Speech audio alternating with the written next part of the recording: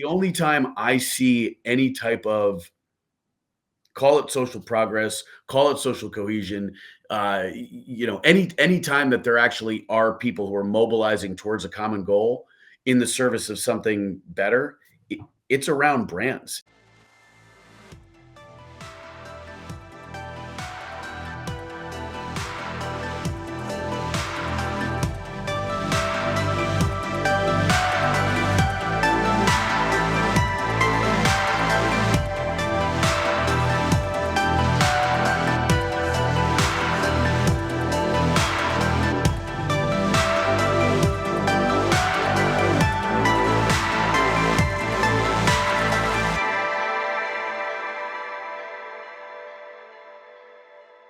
Oh, I've been following you because some I guess work for you. I knew them, and he turned me on to New Scotland Spirits, which you are, I'm assuming, the CEO, entrepreneur, You know what's soulpreneur, so funny? however that works. Yeah, it's actually really interesting. The only titles that I ever really claim are the ones that I completely make up for myself. So Perfect. I will say that yes, I did found New Scotland Spirits, but I don't abide by any of what I think are kind of other people's honorifics, right? Like I don't need to be known as a CEO. I don't need to be known as a president. What I say is that I'm an owner, just like any other members of the LLC are also Gotcha. owners.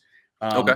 I often find that, for whatever reason, if you adopt that moniker, it oftentimes to me is an indication that your enterprise isn't as serious as you want it to be. Really? Yep. Really? Okay. I didn't think about that. Well, the reason why, I guess that actually makes sense. But you definitely seem to be the face of New Scotland Spirits, is what I would say. Whether you wanted to or not, you did that. I think you did it intentionally, which was smart. It's great branding. But it's one of the reasons why I was like, well, I got to have this guy on, because I've watched you take marketing and social media to a different level than I see other people do it in such a quick speed. And I thought that was really curious because even me, like I'm a bit of an extrovert when I need to be, but on my downtime, I'm a complete introvert. Are Player, you the exact, you're what's the so same funny? way? 100%. So in other Okay. words, in social environments, I don't want to say that I don't want to say that it's fraudulent, but it's It's definitely not. performative. Yeah, well, it's a switch. It's When like a I'm out there, like people would could be forgiven for saying that I'm an intense extrovert. It's like actually no, what I am is an actor, and in yeah, fact, my downtime, I could walk you around the area from which we're broadcasting right now. I am a committed eternal bachelor. There is okay. nothing I enjoy more than solitude, and Yep. being alone is where I go to recharge. Yeah, I mean, that's exactly, I have to have that alone, and I'm married, and I'm like, "No, no, no." She knows, like, the only way I can survive is if I get alone. She's like, "Well, don't you wanna do something fun and relax?" I was like, "My relaxing is silence." And I smoke a pipe, so it's even more stoic than that. So I'll just sit and smoke a pipe and stare off into nothingness, and I'm like, "That's me recharging." But Yeah. most people don't know that because I like a podcast, and I've always been out and about, and when people interact with me, it's not fraudulent. It's just I turn the dial up to about 130% of me, and when I'm on my own time, it's down to 20%. So Yep. when I interact with people, I do a lot of the legwork, which seems like something that you do. Like I try to carry conversations so people don't have to work so hard with it, and put that kind of boisterousness out there. And I don't think it's fraudulent. I just think it's like a me highlighted. That's all Well, it yeah, is. I mean, I also think that calling it fraudulent is probably a step too far, but I definitely will say it's work. I mean, Yeah. when Oh yeah. I fully empathize or sympathize, whichever is the correct word, with that sentiment that you end up being a social lubricator, that you're going to Yeah. help the conversation by filling in the dead space. And Yeah. I'm with you on that, but I often find that like it's like, okay, well, I guess I'm here to start the party because people clearly need that. And there's a Yeah. role for it. But what I often ask for in return is uh, if I get the sense that you need someone to suck out all the oxygen in a room, I'm happy to do it. But the truth is that I don't actually have all that much to say. I can Gotcha. just say what little I say loudly. What I Mhm. actually like is having those individuals that may not be as potentially confident speaking in an environment or being performative, but who otherwise are so otherwise interesting or intelligent that I'm able to kind of suck from them and then externalize that. So when you say, for example, that you see on our social media, me being the face. What the irony about that is that I'm kind of an amalgamation of the people in the company. Okay. So they give me different attitudes and expressions, and then I wrap them into this rather obnoxious Caucasian dude. And Yeah. I present that in a way that at the very least gets clickbait. It's not it's not me per se, but it is the me that we've established as the product. Yeah. And Yeah. as a, just to put a little bow on this section of our discussion, whiskey is whiskey, Yeah. right? Yeah. I can say that it's great. I can say that my brand is better, but it's all the same poison. It's just a matter Yeah. of maybe you used a different barrel to age it in, you used a slightly different grain bill. It's the same poison. What ultimately is the product, the thing that people develop some sort of loyalty towards or affinity for, it is the people. And so when you say what I've done with social media is kind of explore a new technique or territory or whatnot, really all I'm doing is recognizing that in this next this iteration of communication among people through our phones, through all these different social media platforms, what really gets people interested is the human element. Right. And Yeah. what we're doing that a lot of my competitors are not doing is moving the camera away from the bottle and towards the people that have invested so much of themselves into it. Yeah. Yeah. Well, I mean, I feel bad now saying that you're the face of it, but you are a bit of a mascot in that, not in a bad way, but in that branding aspect. Dude, that branding thing has become bigger and bigger from what I can tell. I mean, not to veer off into this platform right now, but even in politics, man, to be honest, I think our last election functioned highly on the idea of someone had a brand and someone didn't really have a brand. Well, hold on. You don't have to apologize for it. I mean, let's say it loudly and proudly. You have to decide where you want to put your anchor, right? You can either say that our recent politics is now informing the manner by which people market everything in the most successful fashion, or what you perhaps my sense is more correctly can say is that branding came first, and there was one guy who realized that the exact same marketing techniques could be adapted for politics in a way that the opposition was fundamentally unprepared for over the course of a decade. Now, Yeah. I'll let you know that when it comes to politics generally, I am now so disillusioned with the procedural element, with the Hmm. way politics works. Yeah. Me too. The only time I see any type of, call it social progress, call it social cohesion, any time that there actually are people who are mobilizing towards a common goal in the service of something better, it's around brands, it's around Yeah. logos. Yeah. And so what was at one point, kind of a manner of self-identifying, right? Saying that you're either a Democrat or a Republican or whatever the case may be.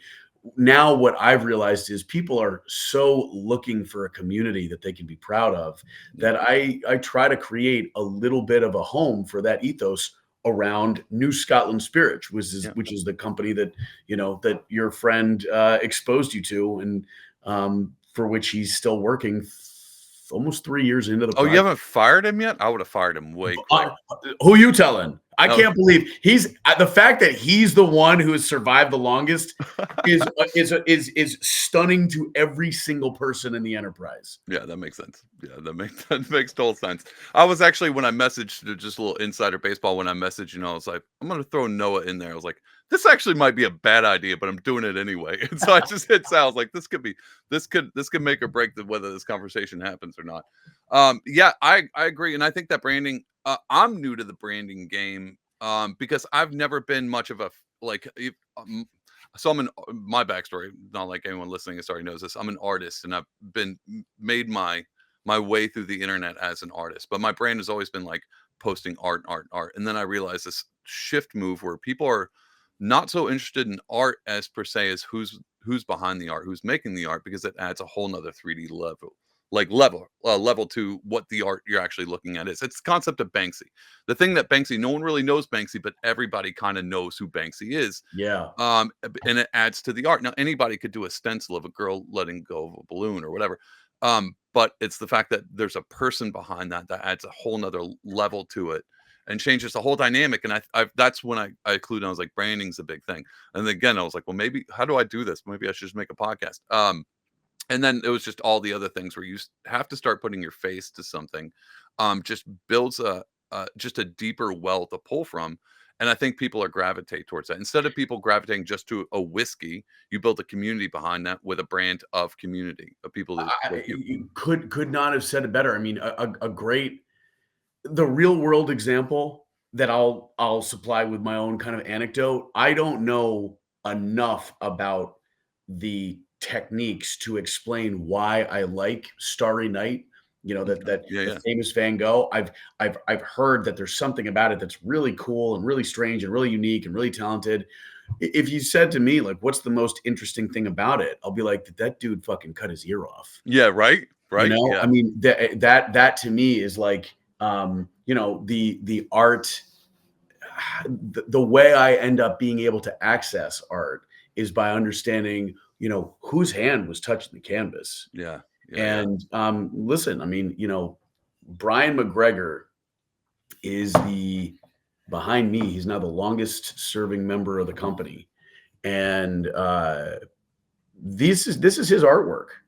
Oh, And that's awesome. what's really interesting about Brian McGregor is that he's not a New Scot. I am a New Scot, which is to say a native of the town of New Scotland. Oh, okay. I You know, was we've got that our brand in the form of how we self-reference. perfect. And all of these frescoes on the bottles, these were things that I could like see in my mind, but I'm not an artist. I don't know how. I don't have that ability to translate the kind of loose and grainy images that I kind of can barely conjure. But when I explained it to him, and then every single time, fucker never misses, he would Yeah. Yeah. come back with these landscapes and this incredible art that was more a clarification of what I saw in my mind than anything I could ever conceive myself. That's I perfect. realized like there's something magic happening here, and it's the way that he almost is.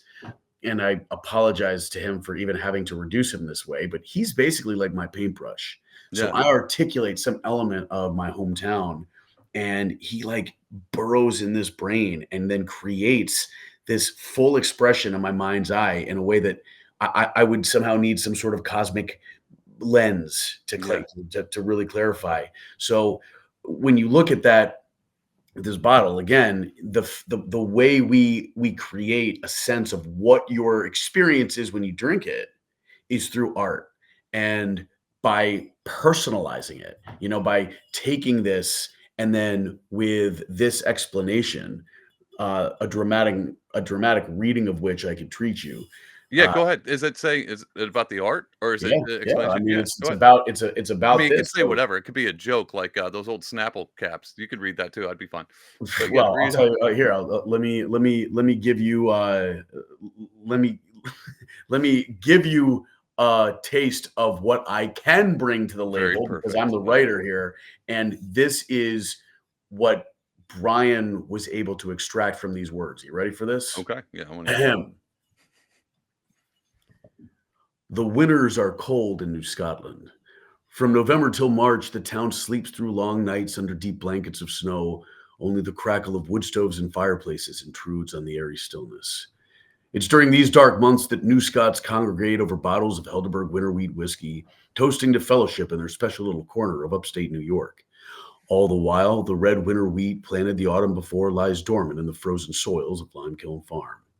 In time, New Scotland's crisp moonlit pastures will again come alive, trading their snowy fleeces for the green trappings of spring. An evening symphony of peeper frogs will welcome the first lightning bug's twilight fireworks as the ears of winter wheat poke above ground. Once harvested and distilled, the grain will then begin its half-decade journey from barrel to bottle to once more warm our neighbors with a glow.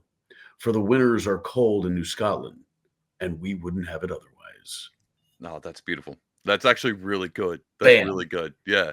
And that fits quite well with the label on there as well. Right? And then it ties all the whiskey and the people behind it. You can 100%. tell somebody actually wrote that. It wasn't like, "Hey, ChatGPT, write something that's somewhat familiar to New Scotland," and they're like, "Well, you mean like the country?" Like, It's not just yeah, somebody who wrote it. It's that's right. Well, let's somebody. We'll stick with that. It's better than a nobody writing that. No, dude, I actually love that. And so you are a bit of an artist. You just paint with your words, and that's not a paint with my words and find the talent. yeah, If people say like, what's your contribution to this project? And I'm not even trying. This isn't false modesty. I'm not. I'm acknowledging my limitations. I'll claim yeah, the narrative text all day long. But in fact, beyond that, every other facet of this company is built on the talent of the people that I've assembled. The thing I'm most proud of is that I found people who were better than I. right, I mean, right, it yeah, yeah, comes down to that. If you if you ever put together a team and you have a suspicion that you're the smartest person in the room, that's then bad. you fucked up putting your team Yeah, together.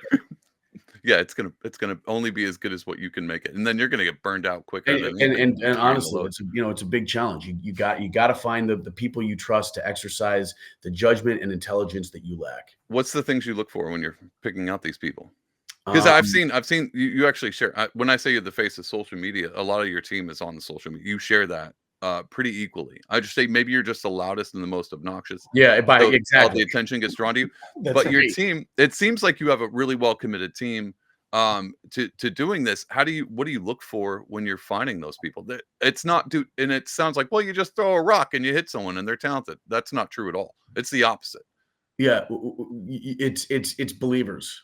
You Okay. have to. It's enthusiasm. One of the things that you uh, that one of the things that I've discovered is that if you go out looking to fill a role with a particular talent set, you're blinding yourself to the fact that most of the pioneering achievements of an enterprise, of any organization, are the ones that come out of nowhere that you didn't anticipate, that are driven by inspiration. Yeah. So what I look for is people who they flock to this because they're excited about it. Yeah. Yeah. You never know where or how you can leverage what someone's excitement will do. A lot of the the direction of this company has been driven by various forms of inspiration. There's no better example of that than our tasting room. So, what New Scotland Spirits is, it's an outfit that distills wheat, rye, and bourbon whiskey, as well as a vodka and now a gin from grains grown in upstate New York, right? Okay. At Yeah. its Yeah. most base level, that's the mission statement. Okay. But there's also a lot of different components to that, and one of which is a tasting room. And if you come to our tasting room at the corner of State and Lark, you're going to see the house that Rosa Maria built, right? Yeah. Yeah. If you go onto our website, newscotlandspirits.com/tasting dash room, you will actually see towards the bottom let's call it a vision board, right? These kind of 3D animated mock-ups that I also found someone to make in trying to translate my vision. And all they are these static little things. Yeah. Yeah. You'll also then see the photo gallery of the tasting room as it is now manifested. That's Rosa Maria. She took the Really. outline of what I'd created and then filled it in with this elegance and this celebration of historical antecedents in Albany that honestly provide a dose of credibility that I otherwise squander every fucking time I fire up Instagram. You know Yeah. what I Yeah. mean? Yeah. Well, I mean, that's kind of the power behind what you have. You could have been just a fit, and we, dude, I've seen this all the time. People are really good at social media, but if you ever go to their site, be like, well, what is it they actually do? Well, it's nothing. They're just a face. Yeah, word. And then that's a real issue is for anybody who actually wants any kind of substance to the brand. Some people are really good at branding but nothing to brand, Yep. and so it's like, I got this. It's, I mean, this is the stupidest analogy ever. It's like Yellowstone. But like, well, I got a Yellowstone brand but I got no cows, and that's kind of how I think of it. I mean, that was quite possibly the dumbest I analogy, no, but I'm dialed in, player. but that's how I think of that a lot of the times. And then you have the opposite. So I've always been the opposite, where it's like I'm always making things. I'm like, brand schmand, who really cares what I look like or who I am? But if my art's good enough, it'll speak for itself. And that day and age is long gone. Long Long gone. I gone. think there was a time for that, man. I Oh think, yeah, for sure. what it may end up having to what potentially explains it is that uh, creativity has gotten so democratized by technologies Yeah, that honestly, the thing, it's like, yeah, anyone can do that. You with artificial intelligence, you can put a few descriptors into an engine and it can paint a beautiful picture for you. that's And wonderful. Yeah, and that shit doesn't do shit for me yeah, right. because it's not it's not the flawed person. It's not someone who's what it is that they're putting on, again, the canvas is a reflection of whatever experiences, traumas, fears, anxieties they have. Yeah, That's the part that's interesting. And that's why I think, I'll tell you, man, I have a hard time understanding art in the main because to me it's like I've never quite understood enough of the techniques to be able to identify something as cool. But if you go into my room right now, I have a lot of art there that it's from people who I know, yeah, right? People who did something. Let me give you a quick example. What you're looking yeah. What you at got? behind me, uh, these are called Audubon prints. Okay, These yeah, are yeah, these particular ones are from the 1840s. They've been in my mom's family for generations. yeah. I That's hate this nice. shit. Why, I hate it. I just dude? You doesn't look speak to super me. stoic. Doesn't speak to me. You know why I like this? Because it says something about me. It Yeah, indicates, hey, here's a certain, like, this is the stock from which I come maternally, right? got Like you. this Okay. is the lineage that I can celebrate from my mom's side. But I don't understand this. I don't get birds. I don't. But to me, because they've got some value to it, and because there's this is something that is woven into the fabric of my mom's family's identity. This is there. But Yeah, to me, I would have thrown these out if you hadn't told me that there was some sort of value ascribed to it. yeah, Right now, I know these to be historical. These are yeah, yeah, works of art, capital A. But the stuff that I have a real emotional engagement to the extent that I ever do, it's from the people who, their journey was something that I intersected with. You yeah. know, Yeah, I agree with that. I mean, not to go on like a super long tangent, but I mean, I'm an outside artist, so I didn't go to school for it, which makes me that's why I'm so much better than all the other ones who went to school. yeah, right, Um, yeah, but I mean, exactly. that's a bit of a boast. But so I don't know all the techniques, but what I did pick up on pretty quick is intent is always prior to content. So the intent behind a piece of art always made more sense to me than just something that looked interesting or unique. I was like, well, that's cool and interesting, you, but why? And when people couldn't answer the why, we're like, well, it's I smeared feces on the wall. I'm like, yeah, well, that doesn't impress me at all. What impresses me is to be able to take like what you did, like here's a thesis of a scenery in New Scotland. Can you paint this? And I go, I can do that. Now that's actual skill. But if he was to Jackson Pollock it and be like, yeah, there's some human elements to this painting, quote unquote, wink, wink. And you're like, well, then there's still just garbage. Matter of fact, it is crap on the wall, literally. And so I don't like that. I don't like when people just put things together. At least put emotion into it. If you can't read an emotion on a piece, like if you look at a piece and go, I can't tell if that piece is supposed to be happy or sad, then that's the lowest bar. Yeah, you missed the mark. That's the lowest bar. Happy or sad or some kind of an emotion in that. If you can't pick that up, then you mess. But if you can put something even more intrinsic in that, or at least an image people recognize, like when they can't tell if it's a bird or an elephant, you messed up again. And so that's I kind of think, where I'm at. yeah, I think just so I know, because I'm probably gonna steal that on some level. Is the Go ahead. intent versus content? Did you make that up, or is that No, that no. who to whom do I attribute that? Oh boy. So I think it's been around. I think I stole it from somebody who stole it. Well, I'll tell you why I like it, because it's so immediately adaptable to branding. I, I'll tell you. So I'll tell you who I pulled it from, and then you can Google them later. His name is Ravi Zacharias. He's a Christian apologist. He okay, used to talk about the meaning behind philosophy and scripture, and he would correlate the ideas that all truth is only true through intent prior to content. You can't pull truth out of content without having the intent. So if I say, "Oh, here's a better one," there's a difference between an author. So when an author writes a book and then gives you the book for you to read it. Doesn't matter what you read.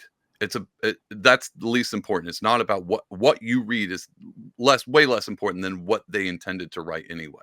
So intent's always prior to content. You'll never understand the book without knowing why it was written in the first place. You can think you do, yeah. I mean, look, but you won't. I really like that. I mean, so this is the logo for the company. Let's see if I can. Yeah, very. Now the thing is that what that reflects is, can I guess? The name of our company is New Scotland Spirits. Well, yeah, but there's something else in that symbol, and Yeah. because I've seen your Instagram, I was Yep. like, I bet you he pulled that because you're in the Marines, right? Army. That's Army. wild that you figured that out. Yeah, well, it's very similar to whatever that. I'm not from the military, so I don't know. Well, but I was like, so there you go. So look, here's what's happening. You know, the first thing you'll note is that there's the name NS. Our company's name is New Scotland Spirits, but well, that I put together. I'm not an idiot. Well, the thing is, like, it's not, it doesn't say NSS. It says NS because the important piece is the town of New Scotland. Name. Yeah. So that's number one. The second thing is the shape. You're exactly right. I mean, this is the call it the six-sided star, rounded edge star with the stars in it that comes from the Army insignia. Okay. And I was an active duty paratrooper for 10 years in the Judge Advocate General's Corps. And that for that period, I was in the Army when this started. I began sourcing grain my last half decade in the military and just letting that whiskey age. And so for that reason, I wanted to at least, pay homage, if that's the right word, to that element of my personal experience. And then this color scheme, that's an adaptation of the Scottish tartan. That's what it's called. The Scottish tartan, the colors of Brian McGregor's clan. Oh, that's cool. Yeah. Cool as shit. And so there's every element of that logo has an intent. Right. And that's why it constitutes content. See, it would have been way worse if you just typed into AI, make me a whiskey label. And would have came out with something like just nonsensical. And it wouldn't have worked. It may have been cool. And someone been like, oh, that's what do the kids say? That's super Riz. And you'd be like, regardless of how idiotic that word is and how people talk about it. But either way, it doesn't mean anything. Dude, it's the same. I've had this conversation with artists all the time. Well, actually not artists, people who to put art in their house, because I'm a contractor, so I'm in people's houses all the time. And the one thing that makes me the most furious is when people put together a room, they pick the colors out, and then they go to Home Depot to pick out art that matches the color scheme. Right. And I've one friend in my life who actually takes pieces of art that he likes and color schemes the room around the art. And I'm like, now that's where I've come. Now that makes more sense to me. But people forget like what you have on the behind you, like the antique, like I'm going to have this because this is part of my family heritage. No one's being like, I'm keeping this canvas because my mom bought it on Marshall's on Black Friday. Like no one's doing that. And it's never going to be like that again. So that's point taken. Yep. I try to encourage people. I mean, that's a long way around to shop local and go to my website. But that's a weird plug, but still, that's the reason why I think, I mean, as an artist, I can say this, but like, go shop your local artist, not because you're like, well, I want to support the kids starving on the side of the street. Yes, you should support them, but also have something that's unique that you could pass down. Have something that's art. Have something that real art. That is art. I mean, if you buy a work of art from someone who, for example, shared the same zip code, at the very least, that the sun's rays were hitting that dude at the exact same angle at which it was hitting you. Right. There's an accessibility to it. My whole house at this point is memorabilia from the town in which I grew up, and the reason that's important to me is because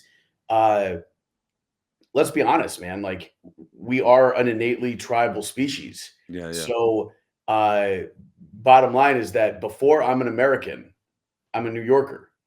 And before I'm a New Yorker, I'm an Albanite. Yeah. And before I'm an Albanite, I'm a New Scot. And I can absolutely, because it's the national religion, I can understand the Bill of Rights of our Constitution and the Pledge of Allegiance to the flag. And there's the trappings of the American identity. But at the end of the day, man, like I've never been to Wisconsin. Yeah. I don't know anything about South Dakota. The people in Florida are different than I. Um, They're a lot tanner. I'll tell they're you a that. lot tanner, and they've got much more provocatively sexy plastic surgery. And Uh, freedom. And a and lot yeah, more and freedom. that. Yeah. But the thing is, it's like there's something about the people here Yeah. that I know them innately. You don't have Yeah. to teach me by rote some sort of pledge. You don't have to give me songs. You don't have to give me anything. Look, I know the people in New Scotland. I know the people of Albany, like Yeah.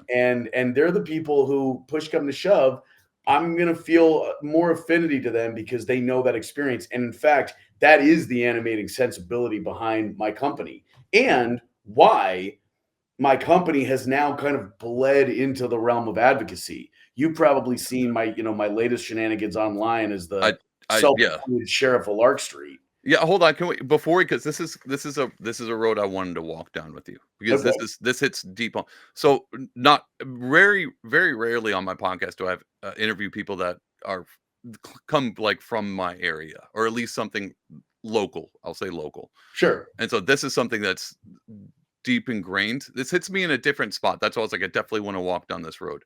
But before we do, just so we have some reference and context, because not everybody who watches all the 4 people who watch my podcast, 3 of them don't know anything about Albany.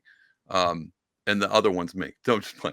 Um, Lark Street is like the main street of Albany when it used to be downtown Pearl. This is just for not for you, obviously, you know this. But for people listening, Lark Street is kind of a little bit of a main street, or at least one of the main streets. And it is central to has bars and restaurants that have a history going dating way back. And it's very much a small town and a big town, encroached in a giant state. And so Lark Street is you uh, obtained the title sheriff of Lark Street. Can you tell me about where that came from? Yeah, but I'm not able to do that until I tell you a little bit about Albany. Okay, yeah, go into. So I'm not from New York and I'm Yeah, not from Albany. I've lived there for long enough. My problem is when I first moved to Albany, it's almost as if I went to a different country, and it was about 40 minutes before I fell in love, and I was like, I friggin' love this place, and everyone in Albany was like, this place is the worst place in the world, and I was like, no, there's something here that I don't know what it is, but I there's something like it's almost as if like my ancestors lived on this street or something. I just didn't know. Like it was a weird connection I had. Anyway, so I don't when you reference Albany, I don't know all the I'm not from New Scott or anything like that. That's just so you know. Tell me the background. I'm gonna give you the background through a lot of like just some examples, anecdotes, and just unfortunately some esoteric positioning, I right? love it. This is my favorite. All right, yeah. So let me just say that Albany's fucking whack, Right? and that's where its power is. Yeah. So I knew it when I was young, right? I lived in the woods, the boonies in New Scotland. Okay. But my parents would every now and then bring us down to Albany. And the way we would go is 443. And the crazy thing about State Route 443 is it runs into Lark Street. This Yep. right outside my window, Lark Street. That's 443. I Yeah. can get back to my parents' house where I grew up 12.5 miles, taking a single hand turn Yeah. up into the hill towns, right? So we'd come down here, and this was the city, right? Albany is a city of 99,000 people. It's tiny. But Yeah. for me, coming from the woods, this was the city. Yeah. And I was in awe of it. As I got older, one of the things I realized is that there were little pockets of magic that if you could tap into, you could own the place. There's no, I have become in terms of our company, New Scotland Spirits, I have become dominant regionally. Yeah. And that is because Yeah. What is that? it's the power of a small city. The Okay. competition is not what you'd encounter in New Yeah. York City. It's True. not True. going to True. be, it's not that. What it is, Albany is a feisty place where it's dark, it's cold during the winters, but if you position yourself correctly, you can create anything here because there's no barriers. Yes. You are Yep. limited exclusively by your mind, Yep. right? And listen, I at least owe this to the people listening to say that I'm self-aware enough to know that I have a lot fewer barriers as a white dude who's, had nothing but support growing up in schools, my family background, whatever. But the point remains that even putting some of that behind me, Albany was itself this grand resource for people that wanted to utilize it and Yep. were innovative enough to recognize its potential. And now we got to talk about that potential. I think I may have even made this up. I call Albany the capital of the world because it is the capital of New York State. New York State has a prime location when it comes to just global affairs because of New York City, but also because of our Adirondack legacy and the Erie Canal, things like that. Albany was where people over a series of centuries were in the epicenter of New York ingenuity. Yep. Yep. And nothing better accentuates that fact than the I want to say 65 Plan of Union, the Albany Plan of Union.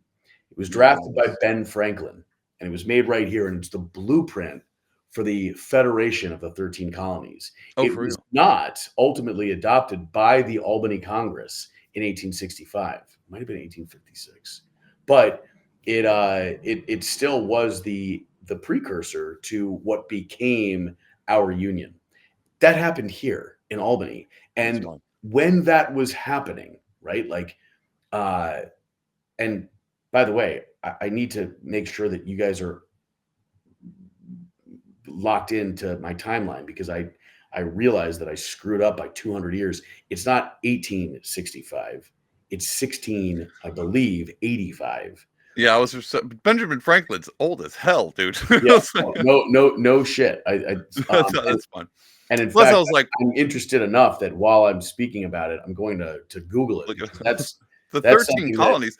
Dude, we were fighting the South at that point. Like, Okay, wow, look at this. I'm so glad that I they checked were this out. inventing A1 sauce You in ready for this? 1865. 1754. That's Yeah, what it that's close. was. We were way off. That's fine. Albany Planning Union, 1754. That was, this was like a place where the big names of that time were congregating, and now we have this like kind of development where in the city of Albany, I have a personal experience of being on Lark Street, which you say was like the main street in Albany. What you really mean is that when the tourism board wants to show people Albany, they start at Lark Street because Yep. this is a little sliver of New York in its heyday. I mean, it looks like I It could be really in is. Williamsburg right now. Yeah.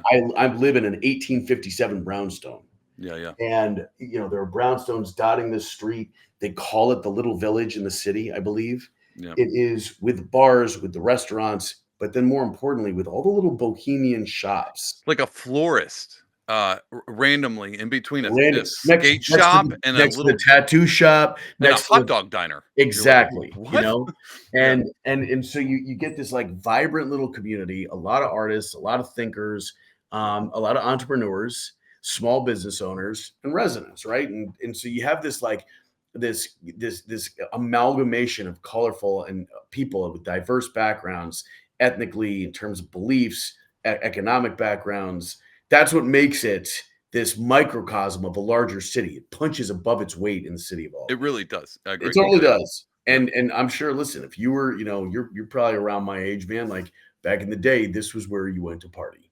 You know? Well, oh yeah, I worked off Lark Street. Not back when we had Justin's and Dijon's. No, there you go. All right, Roger So that. I know that. So I remember, and that was, man. See, that was a different time for me too because it breathed differently, and it was sad because I left for a while and it came back and I was like, this Yeah. isn't the same. And Yep. then I talked to a bunch of people around that time because I was living in that area, and I was like, what happened? And people were like, well, it's a 7-year switch. And I was like, what do you mean? Explain this to me. I was some lady who was, God, I don't remember. She was a part of one of the businesses down there.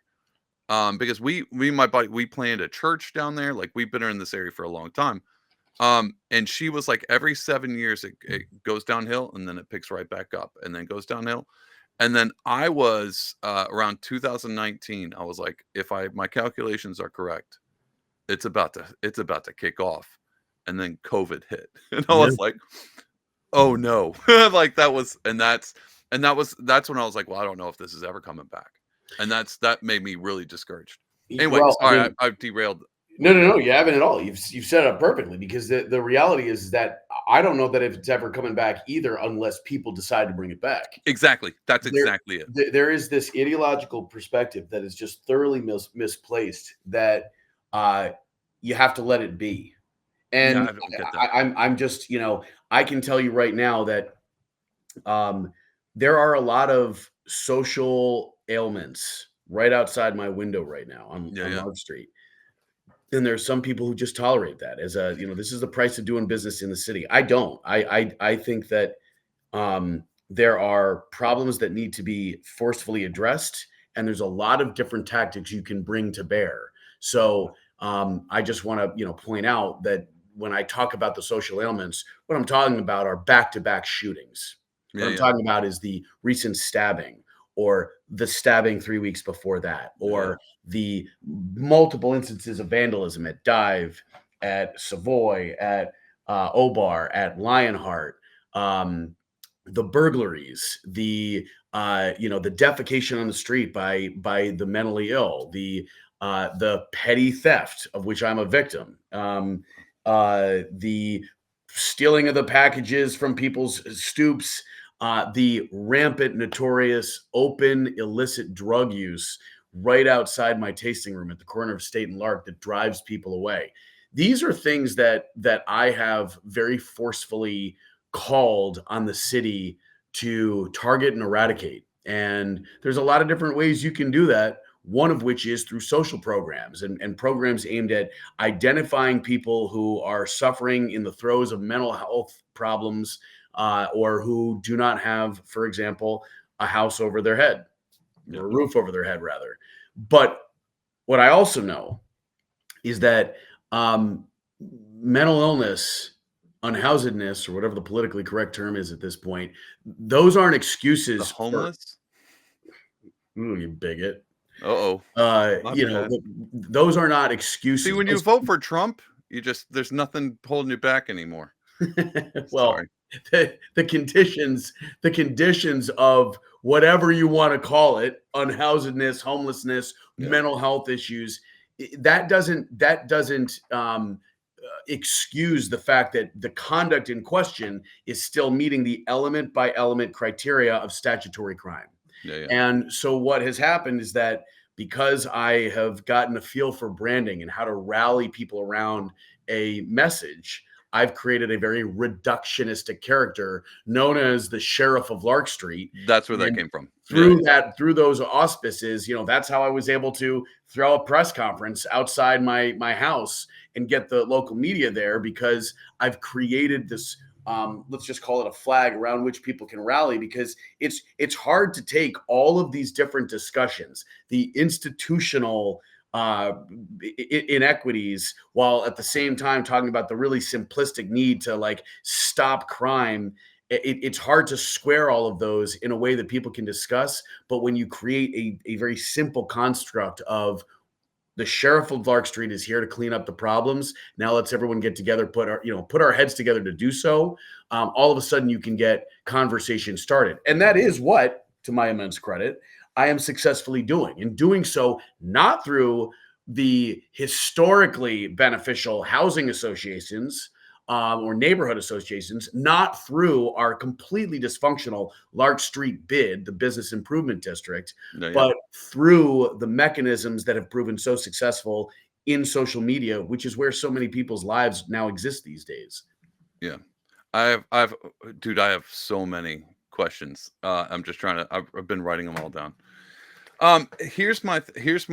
This is where, man. How do I ask this? All right, so let's start. Let's start with one thing. My normal blame. I make jokes all the time about I think people have a weird understanding of empathy and compassion. So my compassion looks a lot like what you would think. I'm assuming what your compassion looks like. Like if someone's homeless and they're shooting up drugs, to let them be is actually very hateful. to let them wallow in their own waste and their destitute, that's not compassionate at all. But a lot of people in our in our particular area will be like, no, no, no, like they're just making choices for themselves. And I run into this because it's a bit of a postmodern theory. Because if everybody has their own truth and there's no objective truth, then there's really no right and wrong. So who are you to say that shooting up outside your taste room is actually a bad thing? Maybe it's a good thing. You just don't know about it, Jesse. And maybe you're a bigot for thinking otherwise. And that's where I go, okay, well, obviously we need to have these particular conversations. Sometimes it takes a bull running into a china shop to say a word like homeless instead of unhoused, just to maybe get somebody's ears perked up enough to where they might want to have a conversation of what really is compassion. Because if what I've noticed from what you've done is you have hit on the one thing that everybody wants, and they know it could be possible because they've been around for long enough, is a healthy, thriving Lark Street uh, that can spread further into Albany. Because all the people, because I watched this, so not only have I seen your Instagrams, I've paid attention to all the other people who comment under them as well. Yeah. And Ooh, you're not everyone's favorite. I hate they to tell do you, not like me. not everybody is pleased with what you're doing. But I would say at least the conversation's having, because the one thing we can all agree, and that I did see people agree, is like, hey, we got a problem here. And the thing that I like about what you did is because it seems like everyone who could do something about it, who is in charge, like your bids or your government officials or your housing programs, they're either two things. This is where my question comes in. They either maliciously ignorant to the problems that are happening in the city. And if I was to say they are, I would say it's probably because they hop in their Maserati and head off to Saratoga where they live. And they just come down to Albany to do their work and their bidding, and then they're out. Uh, or two, they're incompetent. Which one do you think it is? Are they willfully ignorant to the problems in the city, or they're incompetent to handle them? I don't actually know that I've thought about it. I'm much more self-absorbed than Oh, that. that's fair. You're way Like, more of a narcissist. yeah, I'm just like I'm so much more narcissistic. Here's what I would say. I mean, probably a better portrayal of like how I actually think about it. I'm really annoyed that I'm the one that has to do it, Why? because I kind of get this sense of like, wow, these people are not clarifying the issue through rhetoric the way I am. Why do Like, you? why? In other words, it's not a matter of is it malicious or incompetent. They're just not doing it right. Doesn't And matter. I it like doesn't. that. Yeah, yeah. It almost doesn't matter. And what I do know is that the first thing you need to do is you need to step up and lead. And listen, everyone has a role to play, right? Like I have thrived because notwithstanding the character you see on Instagram, I actually do listen, and more importantly, when I listen, I hear. I am able to internalize a bunch of different conflicting causes, sources of frustration, sources of friction, and be able to think about it a little holistically, because I hang around people who can do that for me. And what you then see is a strategically deployed approach to getting attention, some of which has to be incendiary. One of the things here's a tagline that I use all the time. You will have heard me say this 20 times if you follow any of your social media. Before you prosecute the arsonist, you have to put the fire out. Right. Yeah, yeah. And we're not doing that. So what I'll say is that when I get on the news and I demand that we have, for example, a deployment of martial force, right? More law enforcement Yeah. installed on the corridor, I am acknowledging that I am making the most intellectually lazy argument for how to combat the situation. But it's the safety net. It's Yeah, yeah. I'm taking the easy method, the one that acknowledged, I'll concede, has second and third order negative effects, but at the very least you create a stabilization platform. Essentially, you occupy and hold the territory, just like what I was doing overseas. Yeah. And then Yeah. from there you try to figure it out. So I understand why there's ambivalence about policing. There have been occasions where the policing has been excessive, or it hasn't been deployed in a manner that was ethnically fair. That I'll grant you all the arguments. My point is, these are complaints that we are going to consider and address after we've put out the fire. Right. Yeah, And yeah. if the social programs that have been brought to bear on Lark Street are not bearing fruit, well, now we need to take more dramatic actions and push that pendulum the other way and then wait for its own momentum to start coming back this way. There is no static solution. Everything that we do as a species is born of inspiration on the one hand and then responsive reaction on the other. It is not going to be a one size that fits all, and we need to be able to rhythmically dance to what's happening outside our window. But what it does require at all times is proactivity. Yeah, You yeah. can't just accept this. To your point, it doesn't do anyone any good when we say, for example, that the homeless are members of our community too, and we need to leave them be and respect their rights to be on the street. Well, sure, if they're not committing crime, Yeah. Yeah. but if they are committing crime and if they're doing so in a way that undermines the integrity of the tax base, that is going to push customers away from my business so that I'm not able to hire individuals and then put money in the company in the municipal coffers to be able to provide programs for these people. Yeah. It's all connected. It's connected, and Yeah. so I have I certainly tap into, because let's put it this way, this is not the best face to be a messenger for describing how we need to fix society. I get that, but it's kind of like,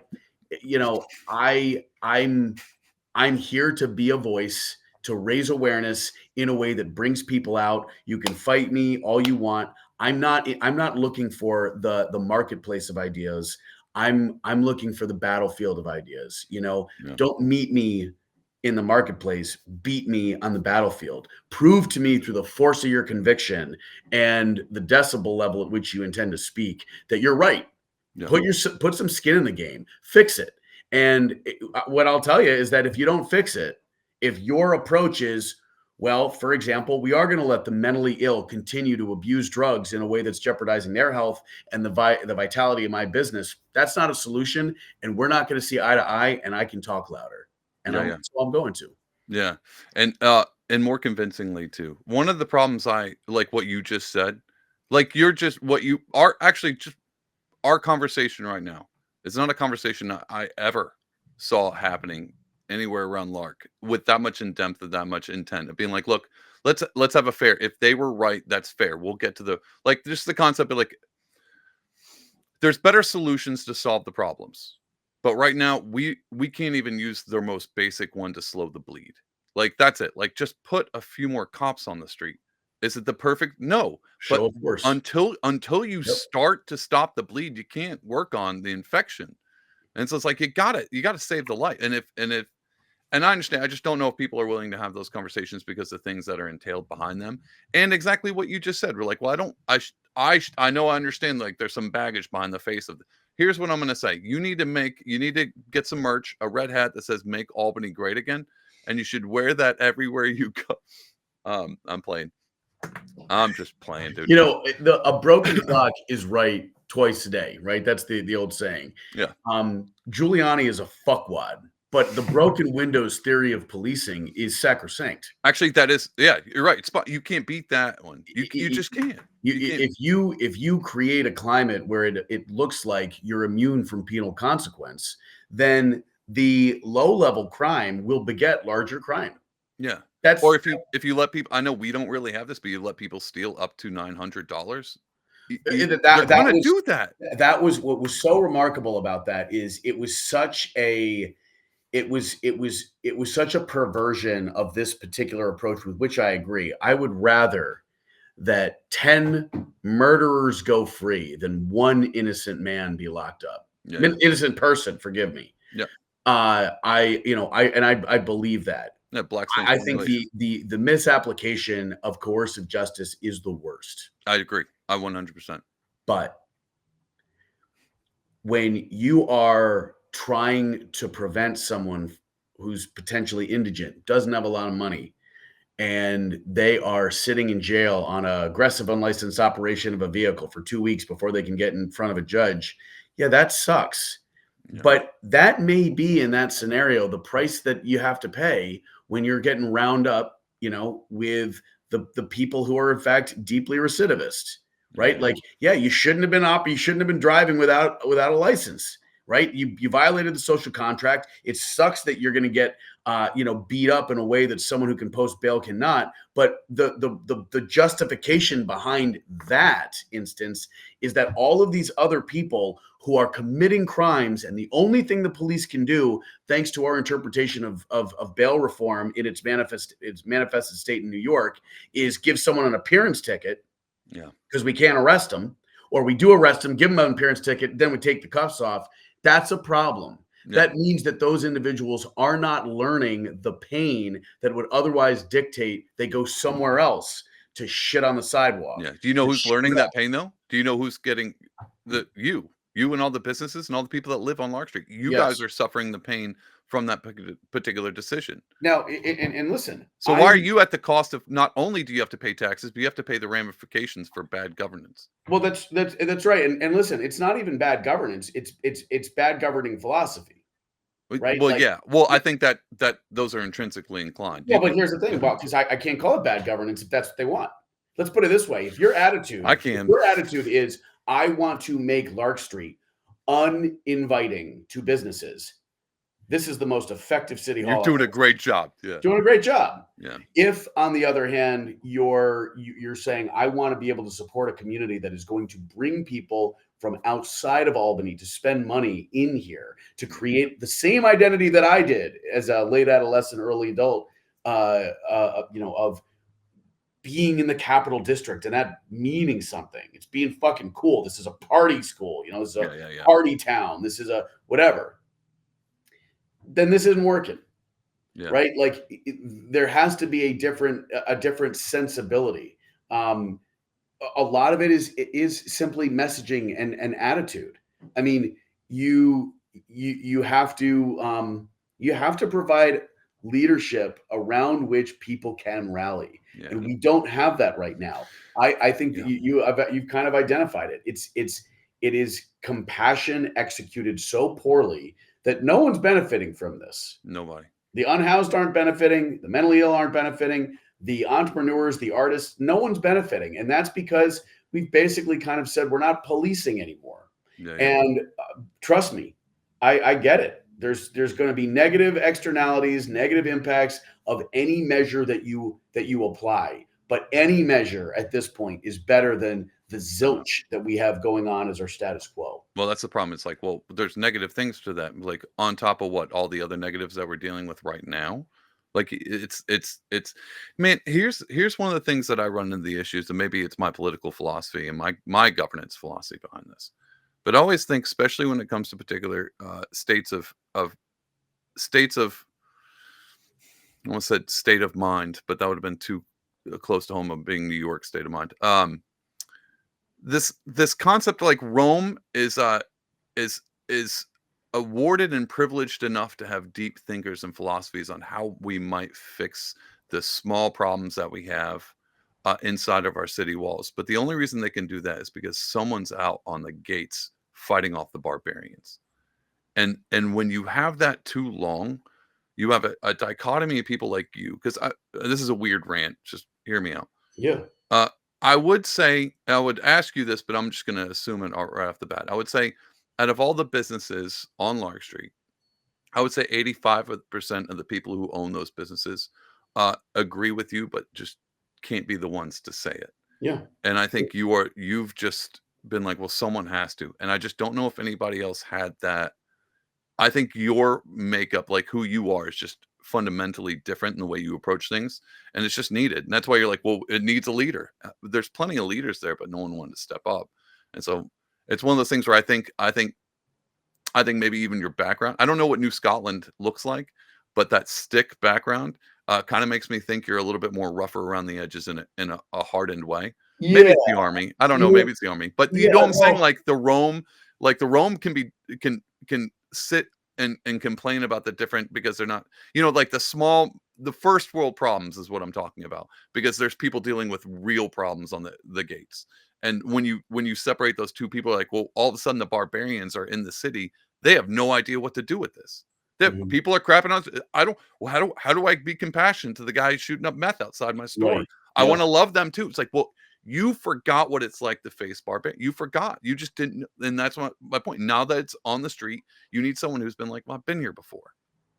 I know how to do this properly, and it sucks. It's a hard thing to do. It makes me look bad, but I'm willing to Captain America. I'm going to hop on this grenade to save the rest of them, and that's Yeah. I just what mean, it is. it's a little loaded. I mean, the first thing is Right? when I, Yeah. fundamentally, how am I able to, if you got, I am just getting dragged through it on Reddit, right? Are you really? Oh my Oh, God. dude, you've made it. You're like you're Reddit famous. This is great. Oh my God. And so the first thing I would say is like it makes it much easier to do something like this, to be that voice when you don't have Oh kids. God, I hope they talk about this podcast on Reddit. That'd be Oh, I'm wonderful. sure. Trust me, I'm sure Love that. you're gonna hear it. And I won't hear it, I but you already might. know what they're gonna say in light of the fact that we're both men, we're both white, et cetera, right? My beard extends past my neck, so automatically don't go on Reddit. There you go. So I think, I was the eldest of three sisters, right? Like, or four of us. I had three younger sisters, all in a tight age group. I had a support network among a tight sibling collective that, like, from all this stuff, it's like, whatever. People, the people to whom I'm beholden, they got my number, right? Right? Yeah, yeah. Number two, as I was saying, I don't have kids. I don't have a wife. There's not many people that can be immediately injured by the defamation to which I'm being subjected. Number three, people that call me a homophobe, call me a racist, call me classist, whatever. It's like, hey, yo, you don't know who I date. You don't know, what my background is. You don't know any of that stuff. What you are making these approximations based on the character that I'm acknowledging I put out there to get a reaction. So Yeah. this is almost, you're kind of playing into the exact kind of stereotype that I'm creating. I mean, it's not. You mean they're kind of just pinning you down, like a prejudice? You mean they're being prejudiced against your stereotype? Well, and the funny thing is, like, because look, it's not rocket. All I did was just adapt. To your point, I just adapted Joe Rogan because that happens to be the prevailing means of the way people are sounding right now. That's true. You know what I mean? So this is a way that gets attention very effectively. This is not rocket science. If you just read the tea leaves and you watch trends, all I'm doing is basically, what I'm sure AI will someday be able to do more automatically and better than I can. But I'm just kind of synthesizing where the zeitgeist is right now and putting it out in a way that can be activated and get people to have a conversation and take some sort of action. And I'm doing it on the foundation, like the pretense is of a whiskey company, right? Yeah. It could be anything. But this is my home. I live here. That's my front yard. I take an incredible measure of a sense of responsibility for it. And the thing that's interesting is you can't win among some people. There have been those who say, oh, he doesn't actually live here.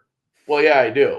Oh, you own your own house? Oh, well, you're the one who's driving up rent. You're gentrifying it. Okay, Wait, well, you're gentrifying Lark Street? Lark Street was like the whitest place in Albany forever.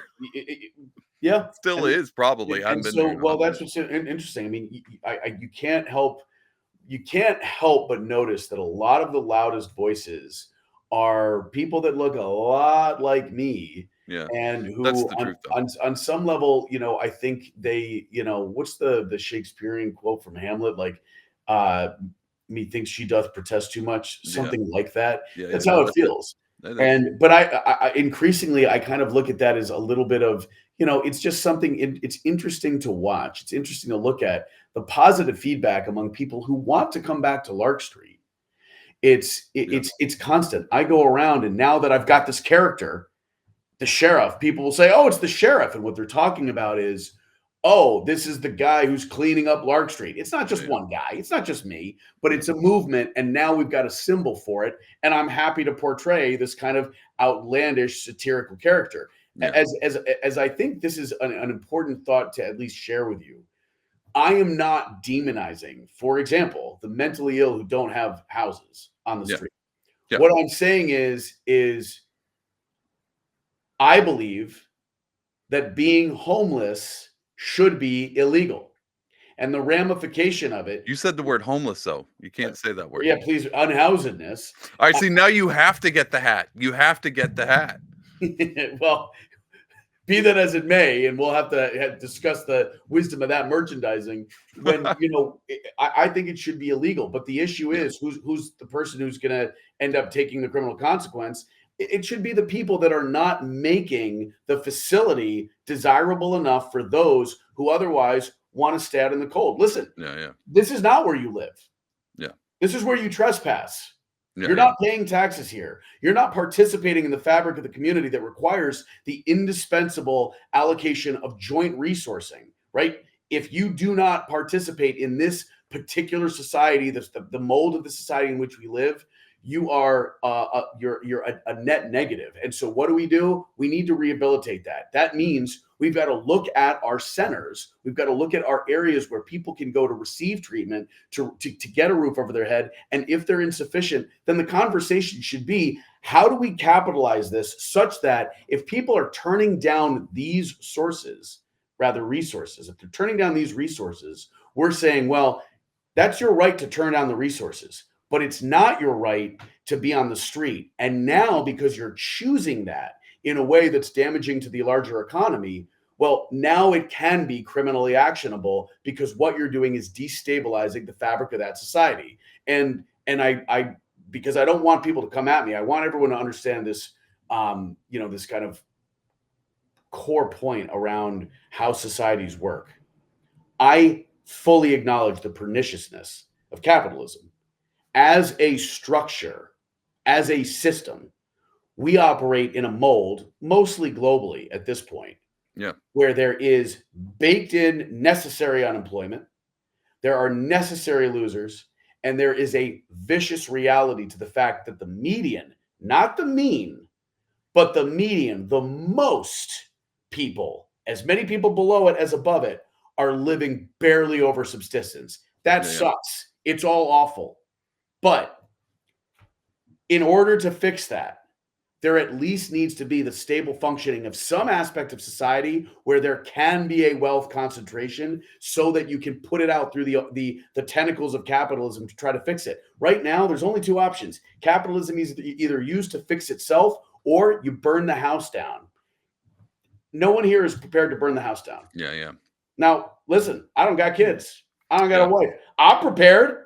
Right. Player, let's go. I'm prepared. I'm not going to get into it. I got an illness. I'm not looking at another several decades. I'm prepared to go right now. But I don't know that other people are. And if that's the case, if what we're left with is using the margins of capitalism to try to make everyone else's life just a little bit better, it first starts on being able to have an economy on Lark Street, and a place where people want to go. And don't think that I'm pushing people to margins, I'm going to forget about them. No one does that.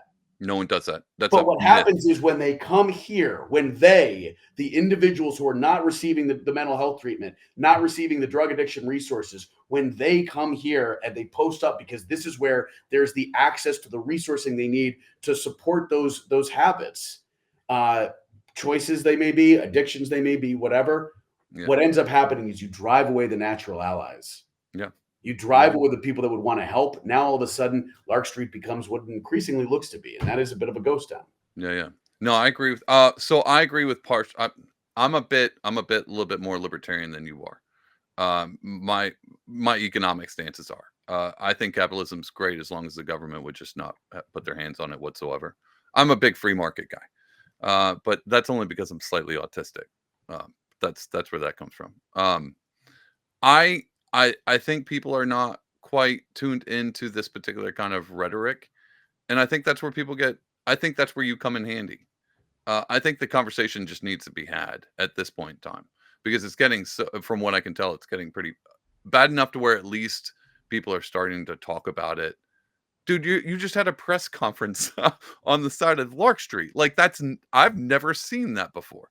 The only time I see any kind of real press conference is when Sheehan shows up to cut a ribbon of a business that's about to close in 2 months.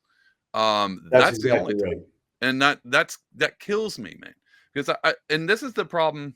This is where I think, especially with all the Redditors and stuff like that, it's not as if and this is where it throws me off, because you keep putting these caveats. Like, it's not like I hate when I listen to you, I don't hear like you being like, these stupid homeless, they don't need to be. That doesn't sound like that's not what I'm hearing at all. It sounds like I care about not only I can care about the businesses and the homeless people at the same time, simultaneously. I know that's a weird binary, and people hate binaries, and so I don't Caveats are understand why that's important. Caveats are important because uh, people need to know not just that they're seen, but that you have the capacity to see. to So, for understand. Yeah, yeah, yeah, example, you and I are speaking with a vernacular that's very similar. I mean, our yeah, kind of cultural background is enough that, like, yeah, you might not need to hear that because uh, we're vibing right now.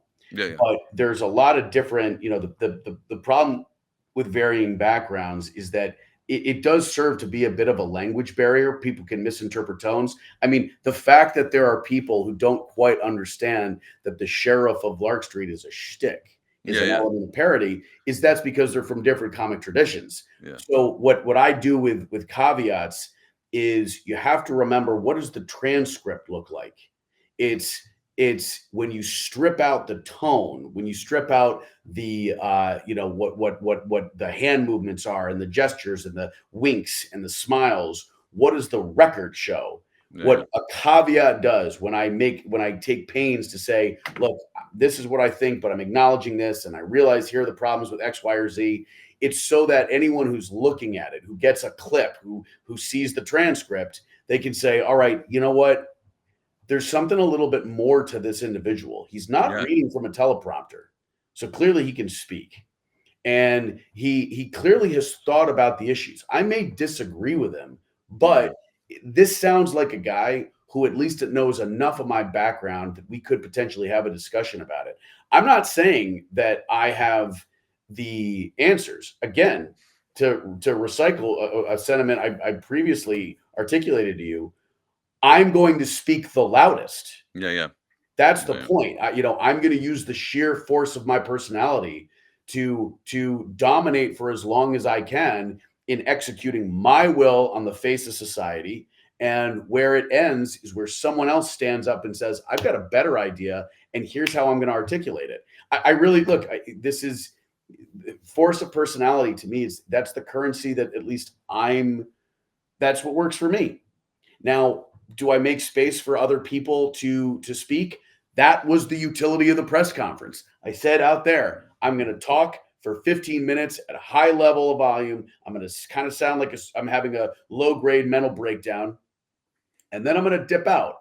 And people came up to my podium and they spoke, and they had an uninterrupted opportunity to get their points across. Believe it or not, one person in particular resonated with me. He there you said, go. "Fuck, like, yeah, there is a larger systemic issue here. Like, I realize that if I am going to be calling for more law enforcement, I need to go figure out what resources are available for the people that will be pushed out to the margins, because otherwise, holding, holding the line is going to become too costly." Yeah, Right? yeah, Like, it's yeah. kind of You like can't afford that. what's so funny about, and this is a really weird analogy, but just bear with me on I'm this. all about stupid, weird analogies, if you can't tell already. Yeah. Do you want to know why I don't prep for the inevitable end of the electrical grid? I don't know what the oh, okay. Yeah, yeah. You know why I'm not a survivalist? You know why I'm not prepping? How much Bitcoin do you have? No, I'm just playing. Because I know where the preppers are, There you go. and those are going to be the first places that I raise a small army and raid. Right? Like when the war when society collapses, the first thing I'm doing is taking an offensive force and occupying the fucking dicks at Crossgates Mall. Then I'm taking then I'm knocking over the Walmart. What I kind of mean by that is, Yeah, no one who's got a defensive strategy. Let's build the walls. Let's put the food and resources behind the walls. That does not last long. All no, you're doing is inviting the barbarians to come through the gates. for The sure. only people that survive are the ones with the instinct to expand the footprint, to conquer, to go out. That's what happens. If I want to fix Lark Street, Yeah. then I know I need to fix Albany. And if I want to fix Albany, I know I need to go further out and fix the Capital District. And you move out from there, but first you got to put the fire out. Yeah, yeah. So the plan is I intend to use both the power of media, but also kind of the marketing utility of my business to agitate for improving the lot right around my community, right? Lark Yeah, Street. yeah. How are we gonna, how do we hold Lark Street? And then how do we go out and we, ameliorate the issues in broader downtown Albany and then the city and go out from there? I mean, I really do see this as uh, as everyone's lifelong mission. It's just that I happen to be really, uh, you know, I somehow am able to rally forces, man. I mean, I that's think bring people together. I can I do it. I think here's one. This is why I think you're. Yeah, and I'm not trying to be like, well, let me talk to. I think you're too much. Not too much. I think you're a bit of an artist. And when I say artist, is you there's a weird distinct thing that artists tend to have where they are able to not just listen but hear. And it seems like you're picking up, and they're able to. Or let me rephrase this. I think you're a good artist, because artists have a way to be able to hear what people are trying to say, but can't, like your friend, and putting it on paper for you. And it just seems like what you're doing is taking a lot of cries from around that area in your town, in your city, and amplifying it and saying it, the things that people either one are too scared to say or haven't thought of what to say yet. That that's it. That's it. And That's that's what it and and comes down and to. and and here's the Reddit be damned. I think you're a genuine person. I don't think you hate people. I just yeah. think And by the way, you're I don't want to doing let's it. not glorify it, right? I'm not saying that I'm not saying I'm the voice of the people. I'm the voice of me. Yeah, right? It just so happens that the conditions on the ground mean that there are a lot of people who feel the way that I do. Yeah, yeah. And I furthermore think that if I can figure out slightly different ways of phrasing it after I amass the attention, but then I engage people, what we're actually going to find out is that most people feel the way that I do. I agree. I think they And do. I think and I think that that's where the utility of a strong voice is at its zenith, right? In terms of instrumentality, in terms of benefit to society. There are not a lot of people willing to take the punches or who do so with a real sense of humor. yeah, yeah. I It helps. this is satire, Yeah. and it's weaponized satire in the trajectory of our social evolution where everything's got a corporate sponsor. Yeah, So, I've used this line as well too, but in this day and age, man, the revolution will be televised and it'll have commercial yeah, sponsorships. for sure. That's what we're doing. We are having fun doing it. We're acknowledging that there are problems, bringing people together, and we are slowly but surely going to focus attention on one aspect of the Albany experience. What I believe is the most important. It's the reason that after the Army, I came to Lark Street because this, for me, is ground zero of what it means to be a New Yorker. Right. And Right. I'm not going anywhere. And every region, every age, they have their moment, they have their movement. The battle for Lark Street is ours. That's awesome. I friggin' love hearing that, dude. Gets me pumped up, man. Fuck yeah, Gets me dude. pumped up. I love it, dude. I had a great conversation. Oh, I was gonna say this. I think we started this conversation off on exactly the right way to circle around because it is a bit satire, but you said that right at the beginning. You're not an extrovert. You just know how to turn the dial up when it's necessary. But when you're on your own by yourself, it's the same thing as me. I'm a lot of the stuff I say in jokes. I'm not normally a goofball, but I do. It's not satire. It's an exaggeration, and sometimes exaggerations are needed. And I think that you wear that well. But I guess our conversation kind of told, like, if I was just to watch your Instagram, I wouldn't know that part about you, except for this conversation. Now I'm like, oh, okay, now I see what he's doing. It makes sense. Other than that, you could just be this guy who's the only time I see him is on Instagram, and he's always making ruckus.